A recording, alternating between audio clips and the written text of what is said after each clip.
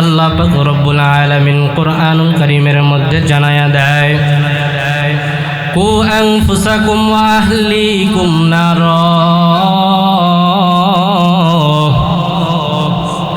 আল্লাহ পাক রব্বুল আলামিন জানায়া দেয়, ও বান্দা তুমি নিজে জাহান্নামের আগুন থেকে বাঁচো, তোমার আত্মীয় স্বজন পাড়া প্রতিবেশী যারা রয়েছে তাদেরকে জাহান্নামের আগুন থেকে বাঁচাও। প্রথমে নিজে জাহান্নাম থেকে বাঁচতে হবে, এরপরে আমার আহল, আমার পরিবার, আমার পরিজন যারা রয়েছে তাদেরকে জাহান্নামের আগুন থেকে বাঁচাইতে হবে। এই যে কত সুন্দর একটা জান্নাতের বাগান, এই জান্নাতের বাগানে আপনি আমি বসে গেছি, কিন্তু এখনো অনেক জায়গা দেখা যায় খালি আছে। ও বাবারা, জান্নাতের বাগান কেমন দামি বাগান এটা জানো? আল্লাহর পয়গম্বর সাহাবায়ে কেরামদেরকে জানায়া দিলেন, ও আমার সাহাবায়ে কেরাম তোমরা শোনো, যখন তোমরা জান্নাতের বাগানের পাশ দিয়ে যাইবা, যখন তোমরা জান্নাতের বাগানের পাশ দিয়ে হেঁটে যাইবা, আল্লাহর নবী বলে তোমরা জান্নাতের বাগানের ভিতরে ঢুকে যাইবা। সাহাবায়ে কেরাম প্রশ্ন করলেন, ইয়া রাসূলুল্লাহ, ও গো আল্লাহর নবী, জান্নাত জাহান্নাম তো হচ্ছে আখিরাতের বিষয়, ও পয়গম্বর আমরা দুনিয়াতে জান্নাত কোথায় পাবো?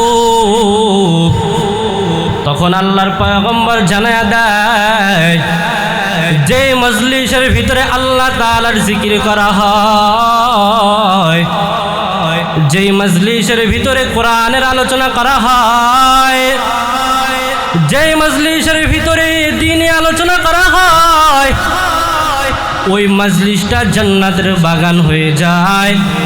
আর ওই জান্নাতের বাগানটা কেমন দামি বাগান জানো? আল্লাহর পয়গম্বর বলে, যদি তোমরা ওই জান্নাতের বাগানের ভিতরে ঢুকিয়া যাও, আল্লাহ পাক রব্বুল আলামিন জান্নাতের বাগানে ঢুকার সঙ্গে সঙ্গে তোমার আমার জীবনের সমস্ত গুনাহগুলোকে মাফ করে দিবে। আওয়াজ দেয়া বলি না সুবহানাল্লাহ। এজন্য জান্নাতের বাগান পাওয়ার পরেও যারা আমরা আশেপাশে ঘোরাফেরা করতেছি, অতি দ্রুত আমরা এই মাহফিলের মঞ্চের মধ্যে এসে পড়ি, অতি দ্রুত আমরা এই মাহফিলের প্যান্ডেলের মধ্যে এসে পড়ি। এ মুসলমান, এই দুনিয়াটা ক্ষণস্থায়ী, এই দুনিয়াতে তুমি আমি কেউ চিরকাল থাকতে পারবো না। আল্লাহ পাক রব্বুল আলামিনের দরবারে তোমাকে আমাকে সাড়া দিতে হবে। দুনিয়ার মধ্যে একটা চিরন্ত সত্য হলো, বান্দা তুমি বিশ্বাস করো আর না করো,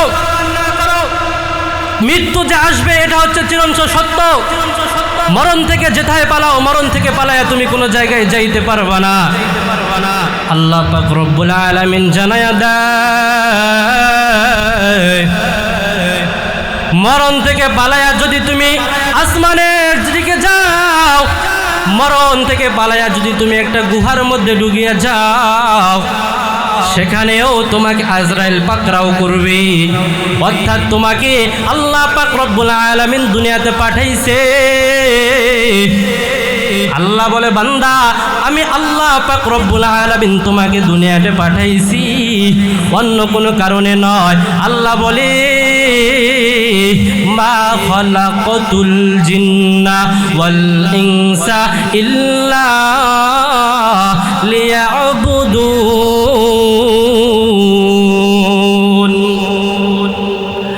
আল্লাহ পাক রব্বুল আলামিন জানায়া দেয়, ও বান্দা আমার, আমি আল্লাহ পাক রব্বুল আলামিন তোমাকে দুনিয়াতে পাঠানোর কারণ হলো তুমি আমি রবের ইবাদত করবা।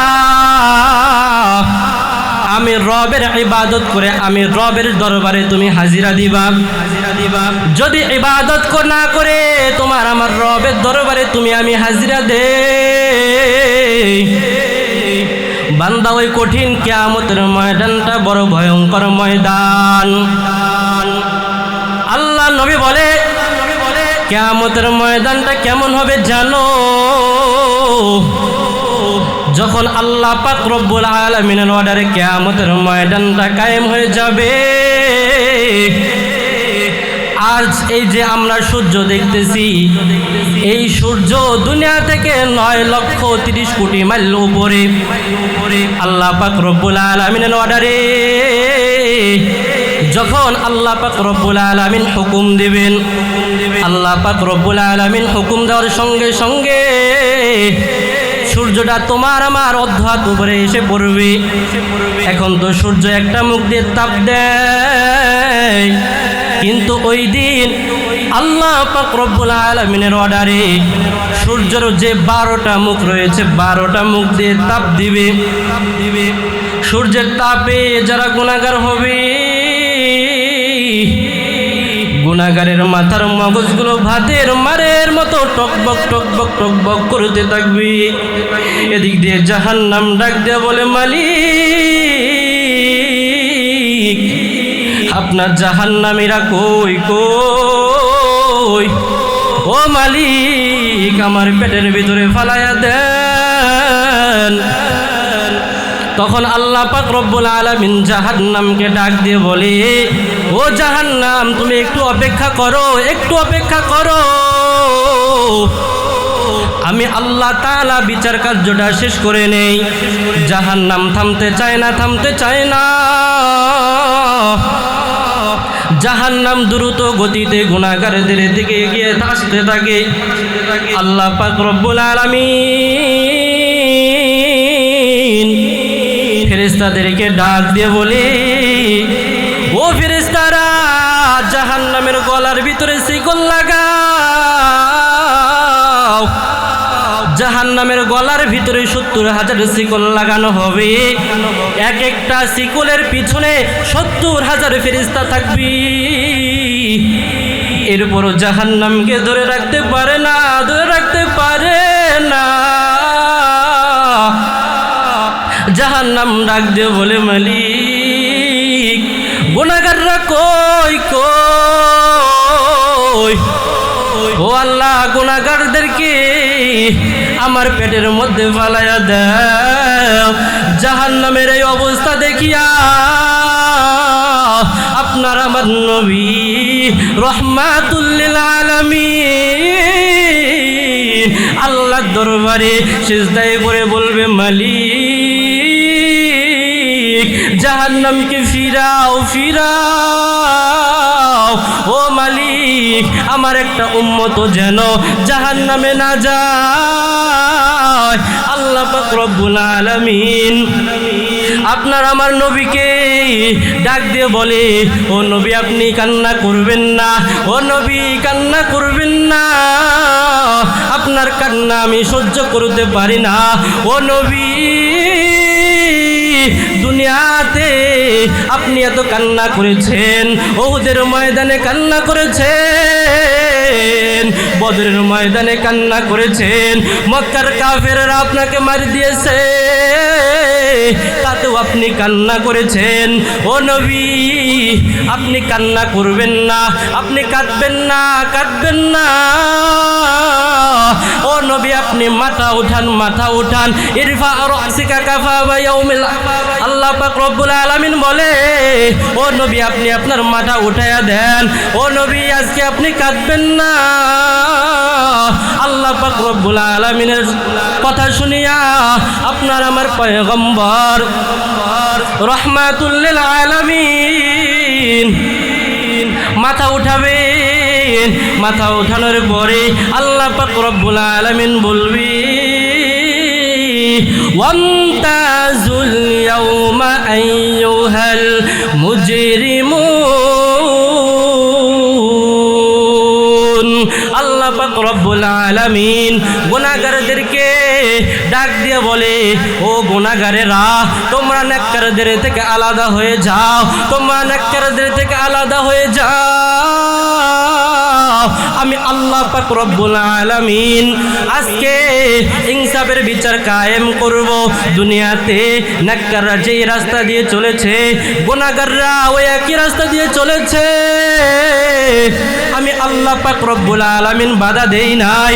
দুনিয়াতে নেককাররা যেই নদীর মাছ খেয়েছে, গুনাহগাররা ওই একই নদীর মাছ খেয়েছে। আমি আল্লাহ পাক রব্বুল আলামিন বাধা দেই নাই, বাধা দেই নাই। কিন্তু আমি আল্লাহ পাক রব্বুল আলামিন আজকে ইনসাফের বিচার কায়েম করব। ও জাহান্নামের দল, ও জাহান্নামীরা, তোমরা নেককারদের থেকে আলাদা হয়ে যাও। জাহান্নামের ভয়ে গুনাহগাররা নেককারদের থেকে আলাদা হইতে চাইবে না। তখন আল্লাহ পাক রব্বুল আলামিন এমন একটা বাচনি দিবেন। আমরা যেমন ধান যখন আমরা ছিটায় ছিটায় দেই, ধান যখন আমরা পরিষ্কার করি ফ্যানের মাধ্যমে যেমন করে বাচনি দেই, ঠিক তেমনিভাবে আল্লাহ পাক রব্বুল আলামিন এমন একটা বাচনি দিবে। বাচনি দেওয়ার সঙ্গে সঙ্গে জাহান্নামীরা জাহান্নামের দরজার সামনে গিয়ে পড়বে। ওই দিন কেমন হবে, কেমন হবে? হে মুসলমান, এ আল্লাহর গোলাম, ওই দিনের ভয় কি তোমার অন্তরের ভিতরে নাই? আল্লাহ পাক রব্বুল আলামিন কত সুন্দর তোমাকে আমাকে নেয়ামত দিতেছে। আল্লাহ পাক রব্বুল আলামিনের নেয়ামত খাওয়ার পরে, আল্লাহ পাক রব্বুল আলামিনের নেয়ামত ভোগ করার পরে ওই রবের গোলামি করো না। কাল কঠিন কিয়ামতের ময়দানে আল্লাহ পাক রব্বুল আলামিনের দরবারে যখন হাজির হইবা, কি জবাব দিবা, কি জবাব দিবা? এজন্য আমরা সকলে নিয়ত করব আমরা জান্নাতি হব, জান্নাতি হব। কারণ যারা জান্নাতি হবে, যারা আল্লাহর জান্নাতে যাবে, আল্লাহ পাক রব্বুল আলামিন তাদেরকে একটা স্পেশাল মোলাকাত করবে তাদের সঙ্গে। বলে কেমন মোলাকাত? যখন হাসরের ময়দান কায়েম হয়ে যাবে, সমস্ত বিচার শেষ হয়ে যাবে, তখন আল্লাহ পাক রব্বুল আলামিন জান্নাতের ভিতরে যারা জান্নাতি হবে, আল্লাহ পাক রব্বুল আলামিন জান্নাতের ভিতরে তাদেরকে নিয়ে এমন একটা কোরআনের মাহফিল করবি। এখানে যেমন সভাপতি সাহেব রয়েছে, প্রধান বক্তা থাকবে, দ্বিতীয় বক্তা থাকবে, তৃতীয় বক্তা থাকবে, ঠিক তেমন ওই জান্নাতের ভিতরে আল্লাহ পাক রব্বুল আলামিন জান্নাতীদেরকে নিয়ে একটা কোরআনের মাহফিল করবি। আল্লাহ পাক রব্বুল আলামিন নিজেই সভাপতির আসনে বসে দাউদ পয়গম্বরকে ডাক দিয়ে বলবি, রে দাউদ, আমি না দুনিয়াতে তোর কণ্ঠটাকে বড় সুন্দর বানাইছিলাম। এ দাউদ, এ দাউদ, তাহলে আজকে তুমি কোরআনের কারীমের তেলাওয়াত করো। দাউদ কোরআনুল কারীমের তেলাওয়াত শুরু করে দিবে। মা আনজালনা আলাইকাল কুরআনা লিতাশকা। দাউদ পয়গম্বরের পরে আল্লাহ পাক রব্বুল আলামিন আমাদের নবীর মাধ্যমে প্রধান বক্তার আসনে বসে তিনিও তার মাধ্যমে কোরআন তেলাওয়াত শোনাবে।